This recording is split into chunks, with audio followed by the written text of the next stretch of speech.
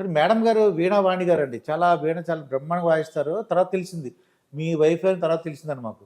మరి మేడం గారు ఎప్పుడైనా చెప్తారండి, "వద్దు బాబు ఎందుకే ఇలాగా మనకెందుకు గొడవలు హాయిగా ఉండొచ్చకుండా ఆళ్ళ జాతకాలు చెప్పి, ఈళ్ళ జాతకాలు చెప్పి ఎందుకు మనకి ఇబ్బందులు? ఈ కామెంట్‌లేంటి? ఇలా ఈ తుస్సుమంటే ఏంటి, బుస్సుమంటే ఎలా" అని అంటారండి ఏమన్నా? డిస్కరేజ్ అంటే అంటే ఆడవాళ్ళు కదా అని. ఆ! హ్మ్. పళ్ళున్న చెట్టుకే రాళ్ళ దెబ్బలు. అవును. ఏం లేవనుకోండి ఎవడేస్తాడు?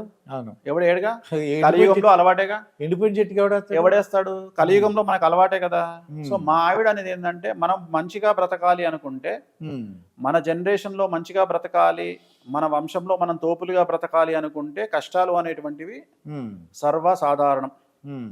2024లో చంద్రబాబు నాయుడు సీఎం కావాలి అని రాసి ఉంది కాబట్టి, హ్మ్. ఆయన జైలుకు పోయినా 74 సంవత్సరాల వయసులో స్ట్రాంగ్ మెంటాలిటీతో ఫైట్ చేసి సీఎం అయ్యారు. అవునండి. మరి నాకు 74 సంవత్సరాలు ఉన్నాయి, ఇక నేనేం కొట్లాడతలే అని ఇంట్లో పడుకుంటే, అవ్వదు కదండీ! అంటే మరి 74 సంవత్సరాల వయసు ఉన్నటువంటి ఆ వ్యక్తికే అంత కసి ఉంటే, హ్మ్. మరి దాంట్లో సగం ఉన్న మనకెంత కసి ఉండాలి? అవునండి. ఆ! అంటే బ్రతుకు మీద కసి ఉండాలి కదా. అవునండి. కాంప్రమైజ్ కావద్దు కదా. హ్మ్. సో తనేం చెప్తుంది అంటే, హ్మ్. ప్రతి వ్యక్తి మన భారతదేశంలో తీసుకుంటే మీరు తీసుకోండి, పెద్ద పొజిషన్లోకి వచ్చిన వాళ్ళందరూ కష్టపడి వచ్చిన వాళ్ళే. హ్మ్. ఇవాళ భారతదేశాన్ని కమాండ్ చేసే ఒక రజనీకాంత్ కండక్టర్, అవును.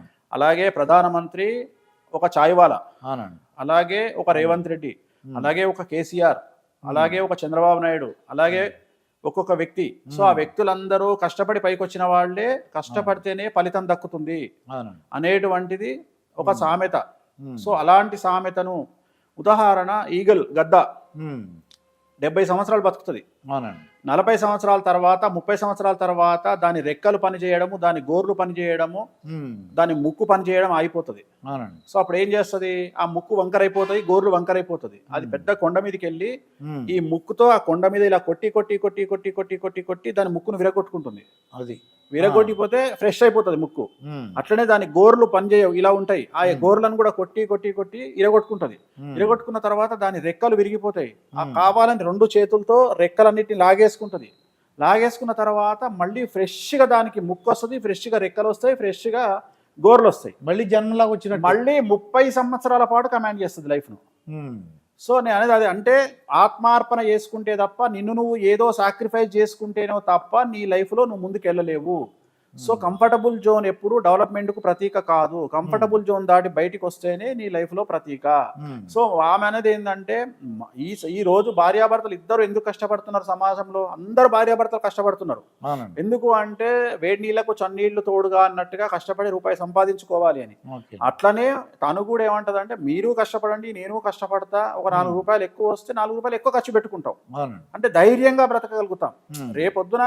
రేపొద్దున ఏదన్నా అంటే, ఇప్పుడు ఒక ఎలుక మీరు అబ్జర్వ్ చేస్తే, అది తను ఉండేటువంటి బిలానికి 7, 8 బిలాలు చేసుకుంటదంట. ఆ! అంటే సో 7, 8 రంధ్రాలు చేసుకొని ఉంటది. అది ఎందుకంటే అంటే ఒకవేళ పాము ఈ రంధ్రంలో నుండి వస్తది, ఈ రంధ్రం నుంచి జంప్ అవుతుంది. హ్మ్. పాము ఈ రంధ్రంలో నుండి వస్తే ఈ రంధ్రం నుంచి జంప్ అవుతుంది.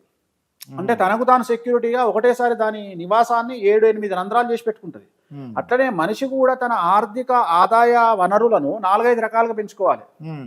ఒకటే దగ్గర నుండి ఆదాయ మార్గం ఉన్నప్పుడు ఏమైతుందంటే, ఆ ఆదాయ మార్గం కోల్పోయినప్పుడు జీవితం సర్వనాశనం అయిపోతుంది. హ్మ్. అట్లా కాకుండా ప్రతి మనిషి అట్లీస్ట్ ఒకటి కంటే ఎక్కువగా ఆదాయ మార్గాలను పెంచుకోవాలి.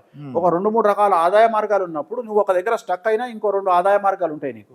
సో అప్పుడు భగవంతుడు తప్ప నిన్నెవ్వడు కమాండ్ చేయలేడు. అంటే చంపితే భగవంతుడే చంపాలి తప్ప నీ మీద కక్ష ఉన్నవాడెవడు నిన్ను ఏమీ పీకలేడు.